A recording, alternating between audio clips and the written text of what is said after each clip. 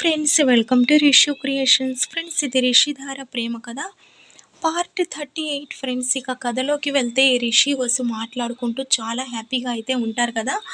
ఇక మహేంద్ర జగతి కూడా చూసి మంచి పని చేసాం, మేము ఇంట్లో నుంచి వెళ్ళిపోయి వీళ్ళిద్దరూ కలిసిపోయారని హ్యాపీగా నవ్వుకుంటూ ఉంటారు. ఇక రిషి జగతి దగ్గరికి వచ్చి, అమ్మ ఈరోజు నేను వస్తారా మూవీకి వెళ్ళాలనుకుంటున్నామమ్మా అని అడుగుతాడు. ఇక జగతి, ఏంటి నాన్న ఇలా వచ్చి చిన్న పిల్లల్లా అడుగుతున్నావు? అయినా నీ భార్య నువ్వు ఎక్కడికైనా తీసుకెళ్ళు, మూవీకి వెళ్ళాలనుకుంటే వెళ్ళండి నాన్న అని చెప్పి అంటుంది. ఇక రిషి, అదేనమ్మా నీతో ఒక మాట అడుగుతామని అని అంటుంటే, నాతో అడగాల్సిన అవసరం ఏం లేదు, మీరిద్దరు సంతోషంగా ఉండడమే మాకు కావాలి, కానీ మీరిద్దరు ఎప్పుడు ఇలా గొడవపడి మాట్లాడుకోకుండా ఉండకండి నాన్న, చూస్తూ నేను తట్టుకోలేనని అంటుంది. దాంతో రిషి, ఇంకెప్పుడు ఇలా జరగదమ్మా అని చెప్పి రిషి వసు ఇద్దరు మూవీకి అయితే వెళ్తారు. ఇక చాలా హ్యాపీగా రిషి వసుధార నాకు చాలా ఆనందంగా ఉంది అని చెప్పి మాట్లాడుతుంటే, ఇక వసుధార కూడా, అవును రిషి నాకు కూడా చాలా హ్యాపీగా ఉంది, అయినా నేను కూడా అసలు ఎలా నీతో మాట్లాడకుండా ఉండానో అని అంటుండగా రిషి కూడా,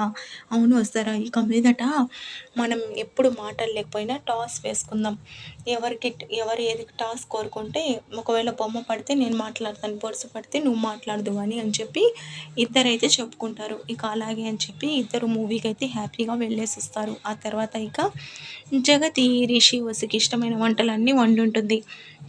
కానీ ఇక రిషి వస్తూనే దారిలో రెస్టారెంట్లో అయితే తినేసి వస్తారు. దాంతో ఇక మేము తినేసి వచ్చామని చెప్పడంతో, సరేలేమ్మా అని చెప్పి వెళ్ళి పడుకోండి అని చెప్పి అంటుంది. ఇక అలా రిషి వసు హ్యాపీగా అయితే చాలా ప్రేమగా అయితే ఉంటారు.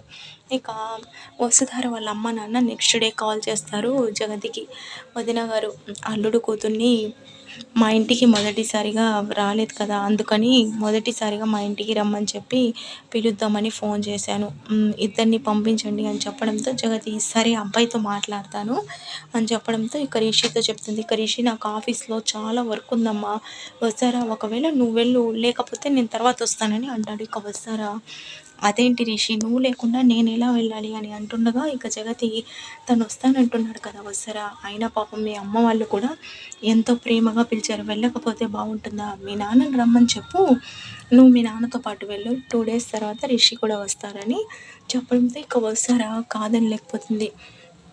అలా ఇక వసుధార వాళ్ళ నాన్నతో పాటు వాళ్ళ ఊరికి అయితే వెళ్తుంది.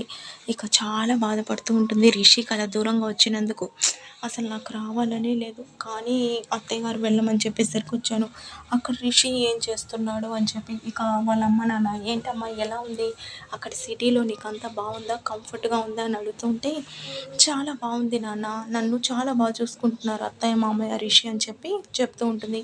ఇక వస్తారా ఫ్రెండ్స్ కూడా వచ్చి, ఏమి కొత్త పెళ్లి కూతురా, ఎలా ఉంది అక్కడ సిటీలో, కోరుకున్నవన్నీ పెళ్లి చేసుకున్నావు కదా, ఎలా ఉంది నీ లైఫ్ అని అడుగుతూ ఉంటారు. ఇక వస్తారా వాళ్ళకి రిషి గురించి చెప్తూ ఉంటుంది.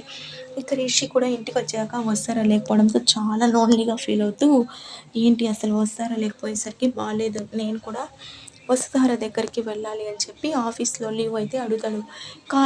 ఎక్కువ వర్క్ ఉందని చెప్పడంతో 2 days తర్వాత ఇస్తానని అంటారు. దాంతో వసుధారకి వీడియో కాల్ చేసి, సారీ బంగారం, 2 days తర్వాత వస్తాను అని చెప్తున్నట్టు, వస్తారా తొందరగా రా రిషి, నువ్వు లేకపోతే నాకు అస్సలు బాగాలేదని చెప్పి ప్రేమగా అయితే మాట్లాడుతూ ఉంటుంది. ఫ్రెండ్స్, ప్లీజ్ ఈ వీడియో నచ్చితే తప్పకుండా ఒక లైక్ ఇవ్వండి. Thank you for